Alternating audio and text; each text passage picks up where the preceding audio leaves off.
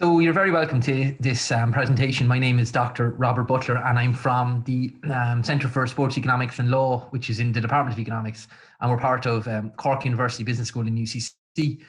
This is the third time I presented at Cork Discovers, and I just want to thank them for the opportunity to allow me to present, because it's always great to get to showcase your research to a broader audience. And the reason I've brought this piece of research to the event is because I think it's of interest to the general public, and it has wide appeal, because what I'm looking at here is the football jersey and the evolution of the football jersey through an economic lens. This is a paper that's currently undergoing revisions with an international journal, so hopefully in the not too distant future it will be published.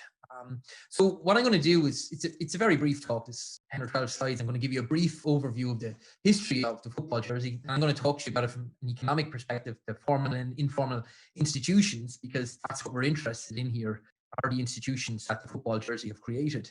We're going to look at the evolution of the jersey through time, particular focus on post-war changes, so since 1945, and what that has meant for the football jersey, and then just a brief conclusion. So to start by giving you an overview of the history of the football jersey. The football jersey today is essential to our understanding of all sports. It doesn't have to be football as in soccer, but if you think about Gaelic games or rugby or American football or baseball, the jerseys that teams wear are crucial to our understanding.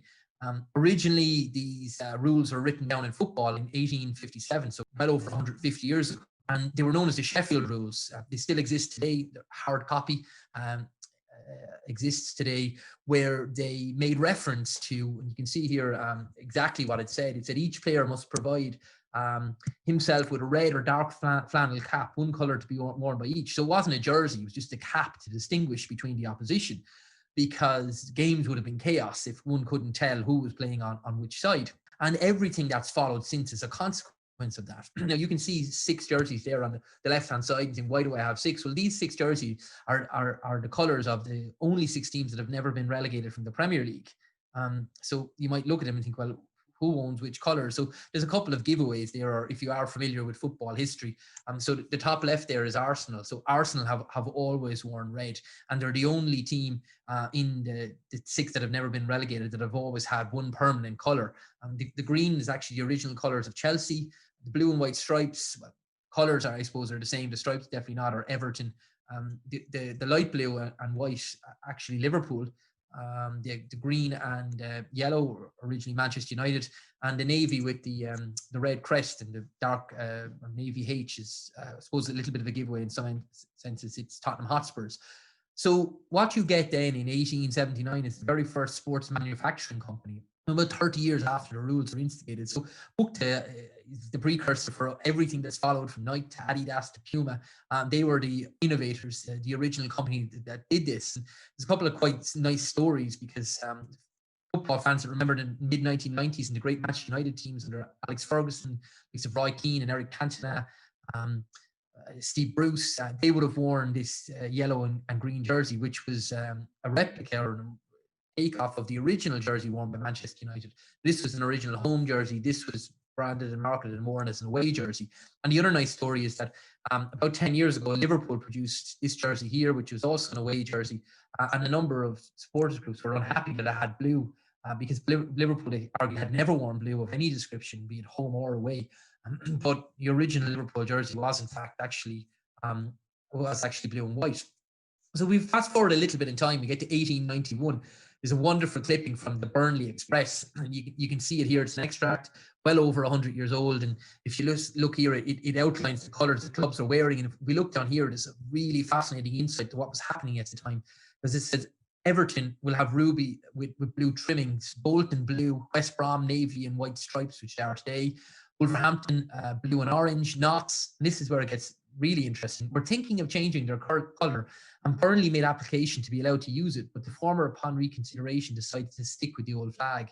West Brom have always used navy and white and have been registered as being the senior wearers. Stoke and Darwin are waiting to see what colours Burnley will choose. So what this gives us an insight into is the rapid change that was going on at the time.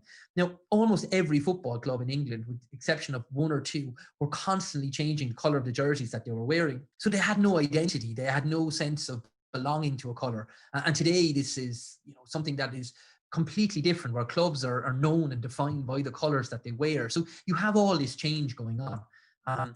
And the following year in 1892, the rules of colour registration were altered to actually allow teams wear the same colour. So waiting to see what somebody else would wear was not necessarily that important. And the reason was because in the same time, a team had to register a second jersey. Now, the second jersey was almost always white, but it meant if you traveled to a location where teams wouldn't see each other, these games weren't on TV, they wouldn't know what colour the opposition was wearing.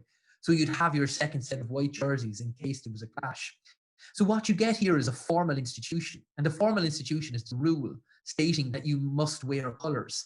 And that's being then taken together with a custom or a habit of wearing a colour. So a formal institution creates an informal institution. The formal rule that you must wear a colour leads to a custom and a habit whereby teams gradually decide to decide upon colours. Now, this is wonderful for our understanding of economics, because Nobel laureate Douglas North, who was an institutional economist, defined an institution as the rules of the game, defined how the game is played. So he actually uses a sporting metaphor to describe what an institution is. The objective of a team within that set of rules is to win the game. Now, such an institution is perfect for our understanding of how football is played. We have a certain set of rules which teams have to adhere to, and if they don't, there's punishment. So enforcement of formal rules, which is done by the referee, happens, and players are expected to follow. Now, this is very different to what I'm looking at here, which is an informal constraint. A custom or a habit is also an institution, it's just not formal. And people and clubs and teams have decided for no apparent advantage to wear particular colours. So this habit, which is essentially the propensity to replicate the same behaviour under the same circumstances, is what the football jersey has become. And you have the emergence of a custom and a norm. And it's not just in football, it's in Gaelic games, it's in rugby, it's in all field sports. So it's the same reason that Cork now wear red. It's the same reason that Kerry wear green and gold. It's the same reason that most of the popular teams that we watch today almost never change their colour. This is what I talk to you about, is this habit and colour. So the decision by the football club as to what colour to wear is a really nice opportunity for us to view habit. And to test habit, because habit is something we know that exists in the world, but it's very, very hard to test it, because it's almost impossible to collect individual preferences through time to understand how habits are formed or how habits are created or what habit does. But here we have the informal habit, right, or the informal constraint intersecting with the formal rule in football, where you have to wear a jersey, but the colour is up to you. So clubs today are often colloquially known by the colours they wear. So we sometimes refer to a team as the Blues, or we call them the Reds or the Whites, or whatever the case might be. Now, the reason for that is because Law 4 of the game today states that two teams must wear colours that distinguish them from one another and from the match officials. So that is a formal constraint. It's a formal institution. It cannot be circumvented. The colour, however, is entirely up to the choosing of the club. But yet, Manchester United will always wear red, Liverpool will always wear red, Arsenal will always wear red, Tottenham will always wear white, Chelsea will always wear blue, Man City will always wear light blue. And almost every club in England is the same. And as I said, it's not just in football, it's across sport. Now, we do have examples of where this doesn't happen. So just about 8 years ago, Cardiff City, who are known as the Bluebirds, were bought out by a businessman from Malaysia, Vincent Tan, and one of the first things Vincent Tan decided to do was to change the colour from blue to red. So the jersey, which had almost been blue for 100 years, was changed to being red. And as you can imagine, the supporters were not happy. Now, this should have had no material impact on the team, on the performances of the teams, of how good the team was. But he persisted with red for a couple of seasons, but in the face of continuing unrest, they decided in January 2012 to ditch red and go back to the original, go back to the original blue. So it's a great example of how something that is completely informal, just habit and custom based, affected the decision of the owner of Cardiff City. So just to tell you about the evolution of the football jersey through time, well, so when did clubs decide on permanent colours? It sort of happened in the late 1800s. So if you go back to 1865, you can see there was actually very few clubs. So every time you see a step up, it's a club picking their colours and sticking with them. So the very first club to do this, they picked red, was Nottingham Forest in 1865. So Nottingham Forest have been red from 1865 until today. This goes up to 2017, but they're still red. But you can see gradually one or two clubs pick a colour and stick with it. But the sticking of colours generally happens between about 1885 and World War One, where you get this massive increase. So clubs form an identity, right? And since then, you can see there's only small changes because there's only 92 in the league in total. So most of the change happened about 100 years ago or more. And then there's a few small changes, but changes have happened. So it'd be wrong to say that clubs don't change colours.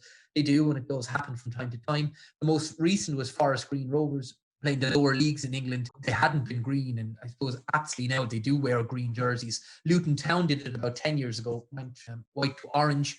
Crystal Palace in the Premier League did it in the 1970s, got rid of claret and blue and became red and blue. Leeds United did it in the late 1950s. They weren't originally white, now are all white, and supposedly did it because of the admiration they had for the brilliant Real Madrid teams at the time. So clubs do change colours, but it is a very infrequent event. This started to happen about 100 years ago.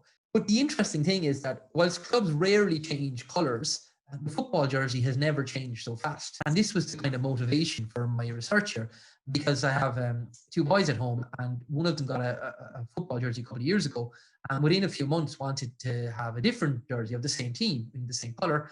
And I remember saying, you have the jersey, and the reply was, but I don't have this one. And I thought back to my own experiences. When I was getting football jerseys as a child, I could have had the jersey for 2, 3, 4 years, and it would have been the same jersey that the players wore. Today, we live in a world where the football jersey changes every single season, both home and away. So the shelf life is about 9 to 10 months on these jerseys. So the colour doesn't change, and that stopped changing for most about 70, 80, 100 years ago. What changes now are different things. So in the 1950s and 60s, the crest starts to appear. So clubs start to identify as a certain team. In the 1970s, the manufacturers who are making these jerseys start to put their logo on it. Sponsors become widespread in the 1980s. And I guess this is the most important change in many ways for how the jersey changes so rapidly today. And the story is lovely because in 1976, the 24th of January, little known Kettering Town took to the field of play and an English league match wearing the words Kettering Tires on their jersey. And they were immediately told it had to be removed. They said it was in breach of the laws of the game and that they would be fined if they didn't remove it. So they duly removed it. But a change had been put in place, and clubs then began to actively lobby the Football Association, seeking to have sponsorship on their jerseys. So Kettering started the craze that would become ubiquitous on every football jersey. In the case of Great Britain, the first team to do it were Hibernians, who in 1977 in Scotland appropriately put Bukta, who had been the original jersey manufacturer 100 years earlier, on the front of their jerseys. In England, it was Liverpool, who were the most popular and successful team at the time. Hitachi went on their jerseys in 1979, and not to be outdone, that same season, Everton, their close rivals, put Hafnia on the front of their jerseys. So the trend had been set. And by the time the squad number becomes ubiquitous in England in 1993, every Premier League team and every Football League team has a sponsor on their jersey. But again, we can thank Kettering Town for starting that in 1976. So what we decided to do then was to actually test the rate of change. Now, this is a little bit more technical. What we decided to do was look at the jersey after World War II and accept the colour isn't changing, but the jersey is changing more rapidly than ever. And that's what's remarkable about it. If you go back 100, 120 years ago, the jersey changed because the colour was changing. Now the jersey changes because something else changes. So we break it into 4 categories. We look at an early period just after World War II up until 1965, when European football becomes important. That brings us up to the 1980s, where television comes into play, and live televised football started around 1983, 84. That brings us up to the millennium, and then we look at the most rapid period. And what you notice is there's numbers here for the stars. The stars indicate that change has been happening at a more statistically significant rate. So change is happening more rapidly. So we look at all clubs and we look at champions and non-champions. In the case of champions, there was 23 clubs in England that were champions: Liverpool, Man United, Chelsea, Spurs, Arsenal, teams like that. And we look and see, well, who's changing the jersey more? Now, if you look at all clubs, it has changed faster, or at a faster rate than the previous period in all phases. So the jersey has never changed as rapidly as it has right now. Right? The interesting thing is, if we look at champions and non-champions, it's actually the non-champions that are driving it, not the champions, because you can see there's no statistical difference here because we have no stars. right? So the champions were not changing the jersey that rapidly, whereas non-champions were certainly doing it more often. And then the question is, well, why were the less successful clubs changing the jersey more often? Because we often get told it's the bigger clubs that are driving the commercialization of the game. But it's largely down to sponsors, because here are some companies you might be familiar with, and I show these to students that I teach. Immediately they can identify. So you look at JVC, and most of them will recognize that JVC was on the Arsenal jersey. And one of the amazing things about that is that that sponsorship ended almost around the time they were being born. The same is true of Sharp. That sponsorship is nearly 20 years old. It's over that long, yet they still identify it as being part of the Manchester United jersey. Carlsberg has gone about 10 years from Liverpool. The two longest currently in existence are Fly Emirates and Etihad, who are Arsenal and Manchester City. So what you'll notice is Arsenal, Man United, Liverpool, Arsenal, Manchester City, the most successful clubs don't change their sponsors regularly, probably because they don't need to, probably because these clubs want to be associated with the most successful clubs. So the change that's happening is actually the less successful clubs. But like I said, the shelf life of these jerseys is about a year. So whilst the pace of change is unlikely to increase, and the reason it's unlikely to increase is because it can't. You're not going to get a team changing their jersey twice in the same season. Well, at least I don't think you are. You will always get a season out of the jersey. So we've kind of reached the saturation point. You have to accept that the shelf life, if you're buying a new jersey, is about 10 months. It won't be the color that's changing, unless it's the away jersey. If it's the home jersey, it won't be. So as I said to my students before, caveat emptor, let the buyer beware. And thanks very much for your attention, for listening.